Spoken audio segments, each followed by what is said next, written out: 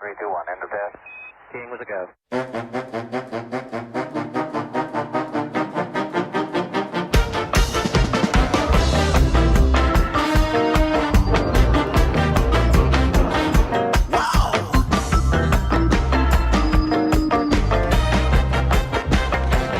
Well, hello there, and welcome to another edition of Warbird Wednesday. My name is Fred Bell. I am the Vice Chairman of the Palm Springs Air Museum, and today we're going down attack helicopter lane, and we are getting into the super lethal area of these helicopters. These are helicopters, these attack helicopters that if you run into them, you really don't want to run into them because you probably will not survive that encounter. And of course, today we're talking about the Bell, the AH-1Z, the Viper. I'm going to go ahead and pick up my Cobra. Now, this is a very early generation Cobra that we've been using to fill my hands. But before I do that, my cromulent assistant, Jason, is with me today. You'll notice, look at this. I have my Cobra headgear on. Jason, is this not like amazing? Like we actually planned this? It's scary. We actually did something that was coordinated. I'm excited about it. I'm going to toss that off camera, and I thank you. Now, the Bell, the AH-1Z, the Viper, was first flown in 2000. It was introed in 2010. There is 195 being built. That's a slow build rate. Now, we're going to talk about a little bit about what that means, because this helicopter is interesting in that it's under production, but there's something happening to it that I'm going to tell you about, which just absolutely blows me away. I'll hold up a plan view of the aircraft. Greg can put one up of the Viper. The interesting thing about this is we've talked about commonality and trying to reduce production costs and construction costs. One of the things about this airframe is this obviously is a derivative of the Cobra, and you have the UH-1 out there that is all the way to a Y model, the Huey.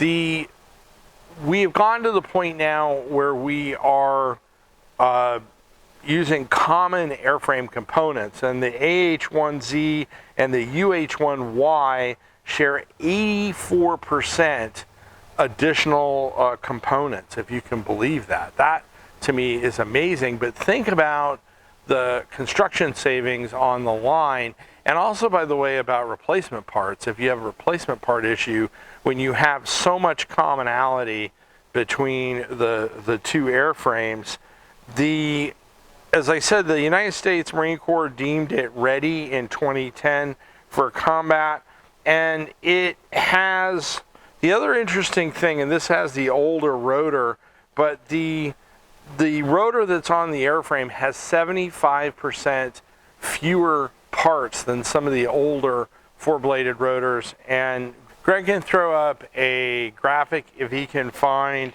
the articulated rotor system that's on some of the other helicopters, and this new rotor system that's on the Viper. It's very unique, but remember, the idea is to reduce the componentry. Now, also on this, the newer model, the stub wings on which is where all the weapons go, have one additional point because they're longer. So the aircraft can actually carry more ordnance, which is a major deal. Now, because remember, if you get into combat, what have I said before? You got to go with what you got. If you got a little bit more armament on there, that is maybe one more way that you can save your life if you're in combat. Now, we're going to hang this up and go to our salute. And our salute today is to Marine Corps Aviation. I have to say, as a service, the Marine Corps, it's a small service, very targeted, very dedicated, some of the most motivated soldiers, Marines in the world. I gotta say, what I see those guys do with essentially most of the time hand-me-down equipment, hand-me-down stuff, they have to make do with extremely tight budgets. And Marines, you know what I'm talking about. Watch them currently with dealing with legacy Hornets and older airframes and trying to keep that stuff in the air. We see it go by our shop here quite often. They do a fantastic job. And to look at something like this and know that they've got a cutting edge piece of technology, that just makes me so happy, because this helicopter, this Viper, is absolutely lethal. So today, Marines, if you ever get in a fight, you're going to give out as good as you have always dished out in the past. And today we're going to do that with Nikola. That's a clever play on words. America's taste sensation. Jason, did you get this one? Bottled under the authority of Orca Beverage. Orca, like whale beverage, Shamu beverage, since 1936. There is a California cash refund on this one, but I don't. Oh, best by 9624. So this is the one time where you're not serving me a bunch of really outdated stuff. It is cold, so a little bit of a fizz there. So to all of you United States Marines out there, Marine Aviation, ground components, all of the folks that make up the United States Marines, Semper Fi, I salute you. All right, now we're going to get that second sip. This isn't too bad, actually. Most of the stuff you can tell when it's been like heated up and it gets cold and gets hot or whatever, it's stale. This isn't bad. Jason, you're slipping.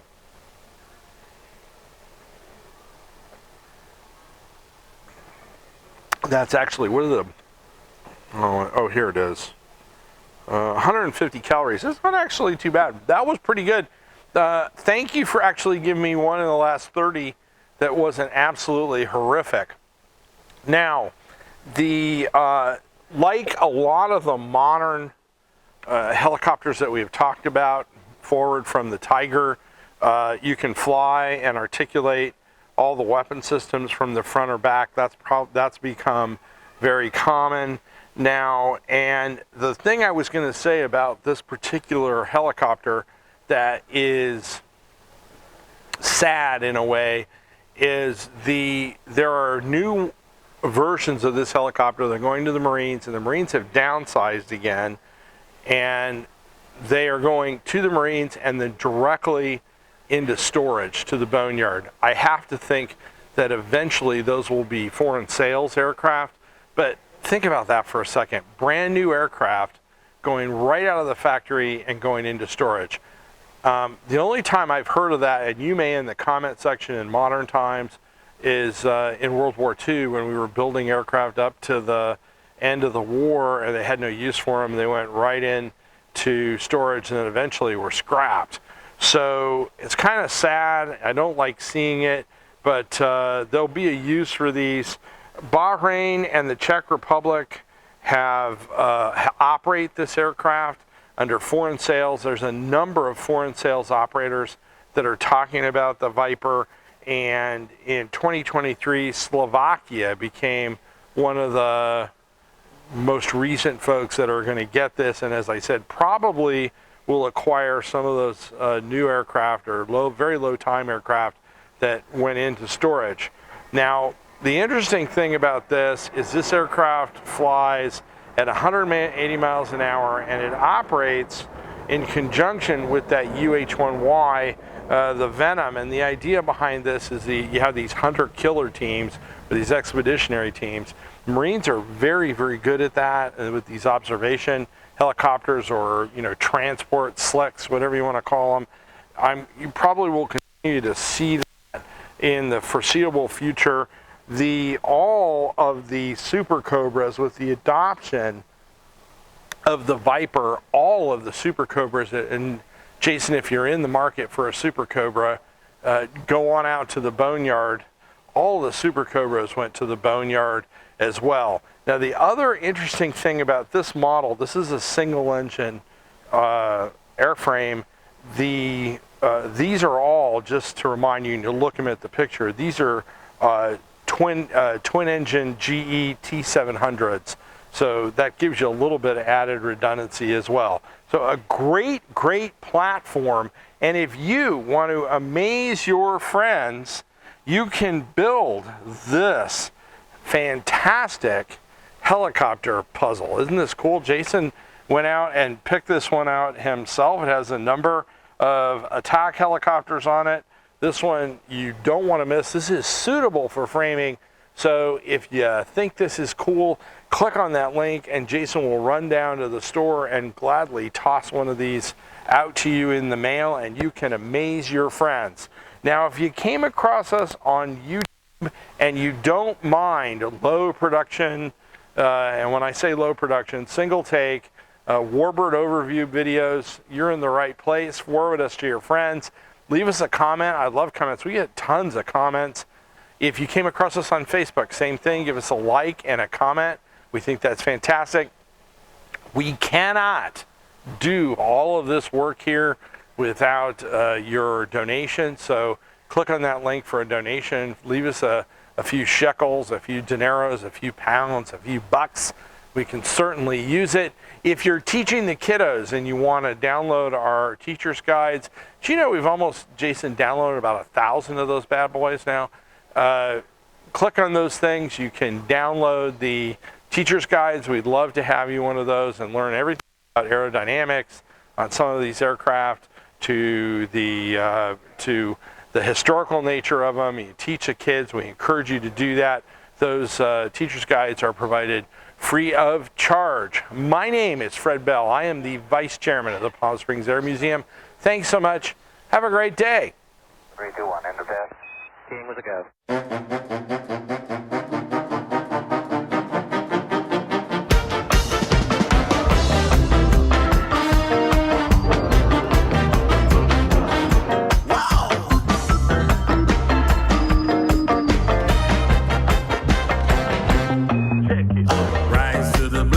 Day, all my fears have gone away. I guess this means I'm here to stay. Yeah, I'm ready to fly, ready to fly. Wasn't long ago I shook at the thought of being hooked. But ever since I wrote my book, I'm ready to fly, ready to fly. Come along and join us, we can plug you in a simulator. We'll teach you how to dance and be the perfect imitator. We'll give away all your music to the operator. We were born with a light to shine, and we can do it in our lifetime. And when we get the balance right, oh, we're riding on the satellite. The satellite.